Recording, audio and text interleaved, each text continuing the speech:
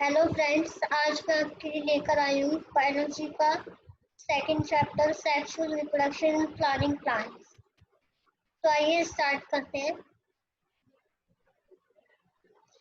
Are we not lucky that plants reproduce sexually? The myriads of flowers that we enjoy gazing at, the scents and the perfumes that we swim over, the rich colors that attract us are all there as an aid to sexual reproduction. Flowers do not exist only for us to be used for our own selfishness. All flowering plants show sexual reproduction. A look at the diversity of the structures of the inflorescences, flowers, and floral parts shows an amazing range of adaptation to ensure formation of the end products of sexual reproductions, the fruits, and the seeds. In this chapter, let us understand the morphology, structure, and the process of sexual reproduction in flowering plants. That is angiosperms. 2.1 Flowers, a fascinating organ of angiosperm. Human beings have had an intimate relationship with flowers since time immemorial. Flowers are objects of aesthetic, ornamental, social, religious, and cultural value. They have always been used as symbols for conveying important human feelings such as love, affection, happiness, grief, mourning, etc. Homes and in gardens. Find out the names of 5 flowers that are used in social and cultural celebration in your family. Have you heard of floriculture? What does it refer to? To a biologist, flowers are morphological and embryological marvels in the sites of sexual reproduction. In class 11th, you have read the various parts of a flower. Figure 2.1 will help you recall the parts of a typical flower. Can you name the two parts in flower in which the two most important units of sexual reproduction develop?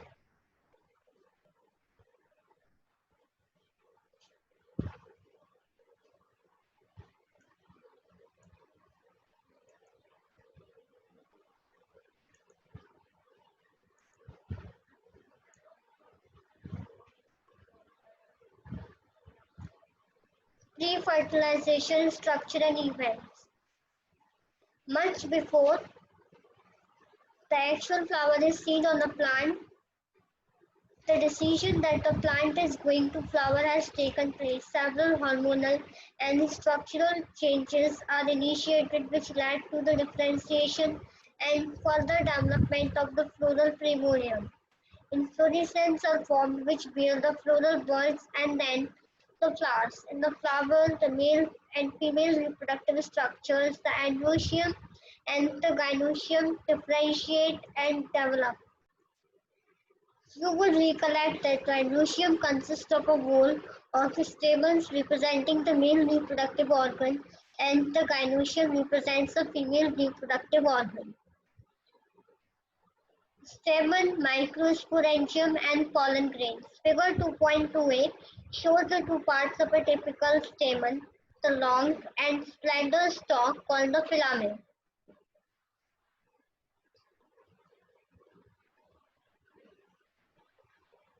and the terminal generally pilot structure called the anther.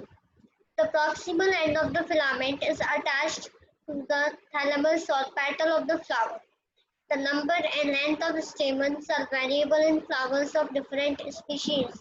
If you were if you were to collect the stamen each from 10 flowers, each from different species, and arrange them on a slide, you would be able to appreciate the large variation in size seen in nature. Careful observation of each stamen under a dissecting microscope and making neat diagrams would elucidate the range in shape and attachment of anthers in different flowers. The typical angiosperm anther is bilobed, with each lobe having two theca. They are dithecous. Often, a longitudinal groove runs lengthwise, separating the theca. Let us understand the various types of tissues and their organizations in transverse section of the anther. The bilobed nature of anther is very distinct in the transverse section of the anther. The anther is four-sided tetragonal structure consisting of four microsporangia located at the corners, two in each row. The microsporangia develop further and become pollen sacs. They extend longitudinally all through the length of anther and are packed with pollen grains. The structure of microsporangium. In a transverse section, a typical microsporangium appears near circular in outline. It is generally surrounded by four wall layers: the epidermis, endothelium, middle layer, tapetum. The outer three wall layers perform the function of protection and help in dehiscence of anther to release the pollen. The innermost wall layer is tapetum. It nourishes the pollen grains. Cells of the tapetum possess dense cytoplasm and generally have more than one nucleus. Can you think of how tapetum cells could become binucleate? When the anther is young, a group of compactly arranged homogeneous cells called the sporogenous tissues occupies the center of each microsporangium. Microsporogenesis: as the anther develops, the cells of sporogenous tissue undergo meiotic division to form microspore tetrads. What would be the ploidy of the cells of the tetrad? As each cell of the sporogenous tissue is capable of giving rise to a microspore tetrad, each one is a potential pollen or microspore mother cell. The process of formation of microspore from a pollen mother cell through meiosis is called microsporogenesis. The microspores, as they are formed, are arranged in a cluster of four cells. The microspore tetrad. As the anther mature and dehydrate, the microspores dissociate from each other and develop into pollen grains. Inside each microsporangium, several thousands of microspores or pollen grains are formed that are released with the dehiscence of anther. Pollen grain. The pollen grains represent the male gametophytes. If you touch the opened anthers of hibiscus or any other flower, you will find deposition of yellowish powdery pollen grains on your finger. Sprinkle these grains on a drop of water taken on a glass slide and observe under a microscope. You will really be amazed at the variety of architecture, sizes, shapes, colors, designs seen on the pollen grains from different species. Pollen grains are generally spherical, measuring about 25 to 50 micrometers in diameter. It has prominent two-layered wall. The hard outer layer, called the exine, is made up of sporopollenin, which is one of the most resistant organic material known. It can withstand high temperatures and strong acids and alkalis. No enzymes that degrade sporopollenin is so far known. Pollen grain exine has prominent apertures called germ pore where sporopollenin is absent. Pollen grains are well preserved as fossils because of presence of sporopollenin. The exine exhibits a fascinating array of patterns and designs. What do you think? The exine should be hard. What is the function of germ pore? The inner wall of pollen grains is called the intine. It is thin, continuous layer made up of cellulose and pectin. The cytoplasm of pollen grain is surrounded by plasma membrane. When the pollen grain is mature, it contains two cells, the vegetative and generative. The generative cell is bigger, has abundant food reserve, and large irregularly shaped nucleus. The generative cell is a small, floats in the cytoplasm of vegetative cell. It is spindle-shaped with dense cytoplasm and a nucleus. In over 60% of angiosperms, the pollen grains are shed at this two-celled stage. In the remaining species, the generative cells divide mitotically to give rise to the two male gametes before pollen grains are shed, three-cell stage. Pollen grains of many species cause severe allergies and bronchial afflictions in some people, often leading to chronic respiratory disorders, asthma, bronchitis, etc. It may be mentioned that Parthenium or carrot grass that came into India as a contaminant with imported wheat has become ubiquitous in occurrence and causes pollen allergy. Pollen grains are rich in nutrients. It has become a fashion in recent years to use pollen tablets as food supplements. In Western countries, a large number of pollen products in the form of tablets and syrups are available in the market. Pollen consumption has been claimed to increase the performance of athletes and race horses. When once they are shed, pollen grains have to land on the stigma before they lose viability if they have to bring about fertilization. How long do you think the pollen grains retain viability? The period for which pollen grains remain viable is highly variable and to some extent depends on the prevailing temperature and humidity. In some cereals such as rice and wheat, pollen grains lose viability within 30 minutes of their release, and in some members of Rosaceae, Leguminaceae or Solanaceae they maintain viability for months. You may have heard of storing semen in sperms of many animals, including humans, for artificial insemination.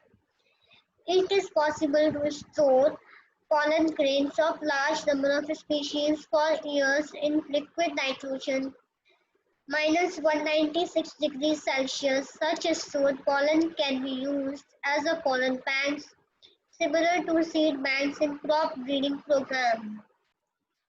The pistil, megasporangium, ovule, and the embryo sac. The gynoecium represents the female reproductive part of the flower. The gynoecium may consist of single pistil monocarpellary or may have more than one pistil multicarpellary. When there are more than one, the pistil may be fused together syncarpous or may be three apocarpous. Each pistil has three parts. The stigma, style, and ovary. The stigma serves as a landing platform for pollen grain. The style is the elongated slender part beneath the stigma. The basal bulge part of the pistil is ovary. Inside the ovary is the ovarian cavity loculum. The placenta is located inside the ovarian cavity. Recall the definition and types of placentation that you have studied in class 11. Arising from the placenta are the megasporangium, commonly called ovules. The number of ovules in an ovary may be one. Example: wheat, paddy, mango, too many, papaya, watermelon, orchids. The megasporangium ovule. Let us familiarize ourselves with the structure of a typical angiosperm ovule. Figure 2.7d. The ovule is a small structure attached to the placenta by means of a stalk called funicle. The body of the ovule fuses with funicle in the region called hilum. Thus, hilum represents a junction between ovule and funicle. Each ovule has one or two protective envelopes called integuments. Integuments encircle the ovule except at the tip where a small opening called micropyle is organized. Opposite the micropylar end is the chalaza representing the basal part of the ovule. Enclosed within the integuments is a mass of cells called nucellus. Cells of nucellus have abundant food reserve. materials located in the nucleus is the embryo sac or female gametophyte.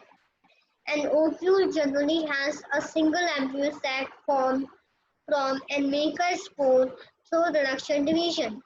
Megasporogenesis, the process of formation of megaspores from the megaspore mother cell, is called megasporogenesis.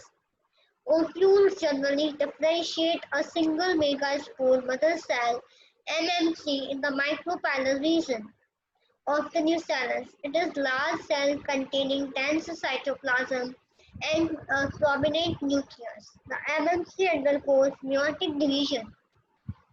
What is the importance of MMC undergoing meiosis? Meiosis results in the production of four megaspores, female gametophyte. In a majority of flowering plants, one of the megaspore is functional, while the other three degenerate. Only the functional megaspore develop into female gametophyte or embryo sac. This method of embryo sac formation from a single megaspore is termed as monosporic development. What will be the ploidy of the cells of the nucellus, MMC, the functional megaspore, and female gametophyte? Let us study formation of the embryo sac in a little more detail. The nucleus of the functional megaspore divides mitotically to form two nuclei which move to opposite poles, forming the two-nucleate embryo sac. Two more sequential mitotic nuclear divisions results in the formation of four nucleate and later eight nucleate stages of embryo sac. It is of interest to note that these mitotic divisions are strictly free nuclear. That is, nuclear division are not followed immediately by cell wall formation. After eight nucleate stages, cell walls are laid down, leading to organization of the typical female gametophyte or embryo sac. Observe the distribution of cells inside the embryo sac. Six of eight nuclei are surrounded by cell walls and organized into cells. The remaining two nuclei, called polar nuclei, are situated along the egg apparatus in the large central cell. There is a characteristic distribution of the cells within the embryo sac. These three cells are grouped together at the micropylar end and constitute egg apparatus. The egg apparatus in turn consists of two synergids and one egg cell. The synergids have spatial cellular thickenings at the micropylar tip called filiform apparatus, which play an important role in guiding the pollen tubes into the synergid. Three cells are at canazal end are called antipodal. The large central cell, as the mentioned earlier, has two polar nuclei. Thus, a typical angiosperm embryo sac at maturity, though 8 nucleate, is 7 cells. So, friends, next topic is pollination, and we will continue this in next video. So, please like and share this video and subscribe my channel. Thank you for watching my video.